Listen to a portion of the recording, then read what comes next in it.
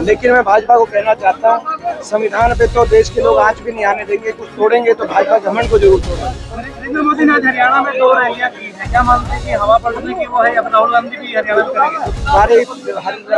सारे दलों के नेता करेंगे।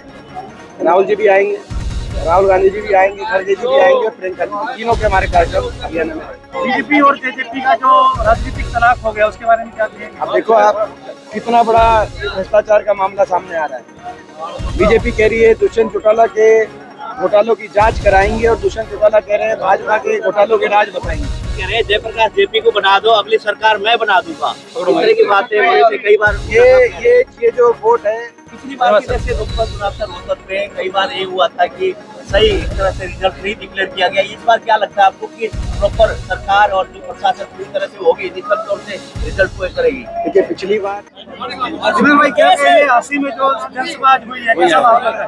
देखिए आसी के अंदर आज इतने घंटे देरी से भी आपने देखा, हजारों की संख्या में आज जनसभा में उपस्थित थे। निश्चित तौर से आसी से बड़ी बढ़त कांग्रेस को देखिए, आसी से 7 लोकसभा सीट कांग्रेस जीत कर आगे बढ़ चुकी है और इशारे में 10 की 10 सीट कांग्रेस गठबंधन जीतेगा। जयप्रकाश जी के जो नामांकन के बारे में जो भ्रम फैलाया जा रहा है, उसके बारे में क्या कहेंगे? ये मैं समझता हूँ कि ये सोच है, किसी न किसी की सोच होगी कि भाई इस तरह से कहीं ना कहीं टांग अड़ाई जाए, लेकिन ऐसे थोड़ी होता है। जो मैं समझता हूँ कि ये चुनाव जनता और भाजपा के बीच में, उसके बीच में इस तरह से अगर कोई आने की कोशिश करेगी तो मैं समझता हूँ ऐसा कोई मायने नहीं। भाजपा जिस तरीके से 400 सीट जीतने का दावा कर रही है, क्यों 400?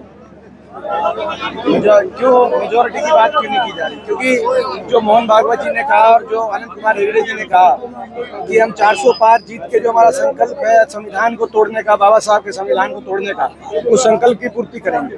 लेकिन मैं भाजपा को कहना चाहता हूँ, संविधान पे तो देश के लोग आंच भी नहीं आने देंगे। कुछ तोड़ेंगे तो भाजपा घमंड को जरूर तोड़ेंगे। नरेंद्र मोदी ने आज हरियाणा में 2 रैलियां की है, क्या मानते हैं कि हवा पलटने की वो है या राहुल गांधी भी हरियाणा में करेंगे? सारे दलों के नेता करेंगे। राहुल जी भी आएंगे, राहुल गांधी जी भी आएंगे, खड़गे जी भी आएंगे और प्रियंका जी, तीनों के हमारे कार्यक्रम हरियाणा में रहेंगे। बीजेपी और जेजेपी का जो राजनीतिक तलाक हो गया, उसके बारे में क्या कहेंगे? अब देखो आप, कितना बड़ा भ्रष्टाचार का मामला सामने आ रहा है। बीजेपी कह रही है दुष्यंत चौटाला के घोटालों की जांच कराएंगे और दुष्यंत चौटाला कह रहे हैं भाजपा के घोटालों के राज बताएंगे।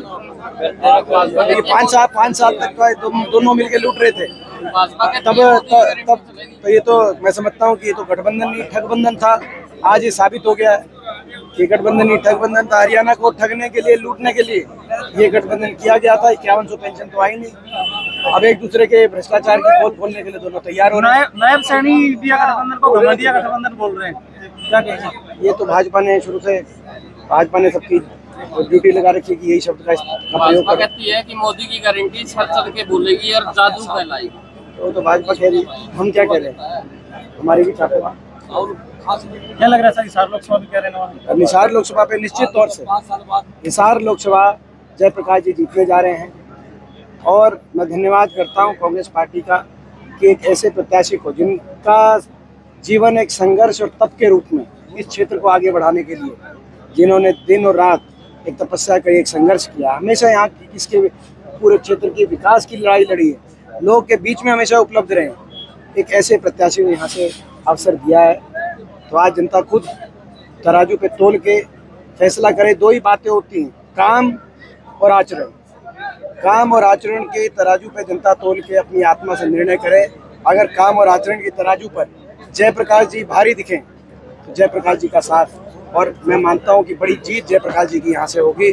मुझे पूरा विश्वास है कि 36 बिरादरी का आशीर्वाद जयप्रकाश जी को कांग्रेस पार्टी को मिल रहा है। नैना चौटाला पर उचाना विधानसभा में हमला हुआ, उन्होंने कहा कांग्रेस के लोग थे। देखिए शुरू से हमने एक बात कही है, जब भी ये बात आई कि आज हर वर्ग प्रदेश की सरकार से नाराज है, उनकी नाराजगी हम समझ सकते हैं। हर वर्ग का तिरस्कार, कोई ऐसा वर्ग नहीं जिसका अपमान इस सरकार ने ना किया, लेकिन अपनी नाराजगी को जाहिर करने का तरीका मतदान के दिन वोट की चोट से होता है। किसी गांव या किसी कस्बे में आने से किसी प्रत्याशी को रोकना सही नहीं है। रोका जाए तो विधानसभा और लोकसभा में पहुंचने से भाजपा के उम्मीदवारों को रोका जाए।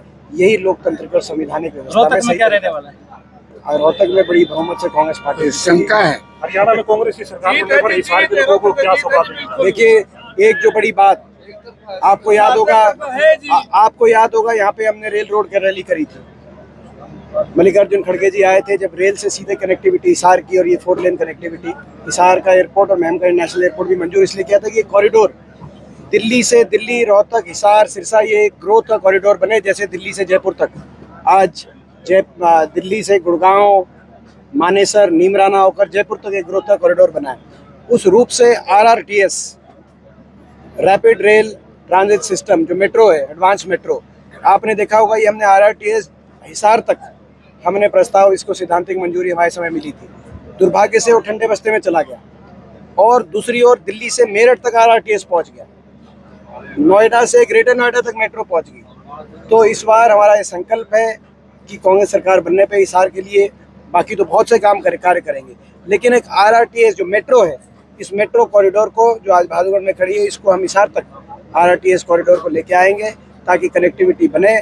जैसे पहले रेल और रोड देने का काम हम ही ने किया था, इसी तरीके से RRTS से जोड़ने का काम हम लोग ही करेंगे। सर, हरियाणा में कितनी सीट पक्की मानते हैं? दूसरी बात, जो ये कानून व्यवस्था, आज अपराध जिस तरह से बढ़ रहा है, आप देख रहे हो, फिरौतियाँ मांगी जा रही हैं, आज अपहरण हो रहे हैं, आज हत्या के मामले आ रहे हैं, तो लॉ एंड ऑर्डर की वही स्थिति, पूरी तरीके से अपराधियों का, माफिया का, गुंडा तत्व का सफाया करके कानून व्यवस्था उसी रूप से हम देने का काम करेंगे ताकि हरियाणा विकास की तरफ आगे। सर, हरियाणा में कितनी सीट पक्की मान रहे हैं? हरियाणा में कितनी सीट? हम तो 10 मान रहे हैं। दीपेंद्र जी, भुट्टा साहब कह रहे हैं जयप्रकाश JP को बना दो, अगली सरकार मैं बना दूंगा, इस तरह की बातें वैसे कई बार। ये जो वोट है, वोट एक है, फायदे अनेक है। वोट एक, फायदे अनेक। एक वोट से आज देश के संविधान को बचाने का काम भी लोग करेंगे, उसी वोट से भाजपा के घमंड को तोड़ने का काम भी करेंगे, और उसी वोट से हरियाणा की भी अगली सरकार बनाने का लोग, अगली कांग्रेस की सरकार। दीपेंद्र जी, हांसी में खड़े हैं, हांसी के लोग चाहते हैं कि हांसी को जिला बनाया जाए, क्या कांग्रेस करेगी? देखिए, मैं समझता हूँ कि जैसी जनभावना होगी, जनभावनाओं के अनुरूप ही हम काम करेंगे। पिछली बार की जैसे लोकसभा चुनाव से रोहतक में कई बार ये हुआ था कि सही एक तरह से रिजल्ट नहीं डिक्लेयर किया गया, इस बार क्या लगता है आपको कि प्रॉपर सरकार और जो प्रशासन पूरी तरह से होगी, निष्पक्ष तौर से रिजल्ट को करेगी? देखिए, पिछली बार जिस तरह का किया, जो है, मैं समझता हूँ कि श्याम दाम दंड में जो सरकारी तंत्र का दुरुपयोग किया गया था, लोकतंत्र के गला घोटने का नज़ारा मैंने 2019 के लोकसभा चुनाव की मतगणना में जो मैंने देखा था, वो शायद आपने भी दिल्ली के, चंडीगढ़ के मेयर के चुनाव में देख लिया होगा। तो ये प्रजातंत्र में विश्वास रखने वाले लोग नहीं है भाजपा वाले, संविधान का जो है तोड़ने की बात करने वाले लोग हैं।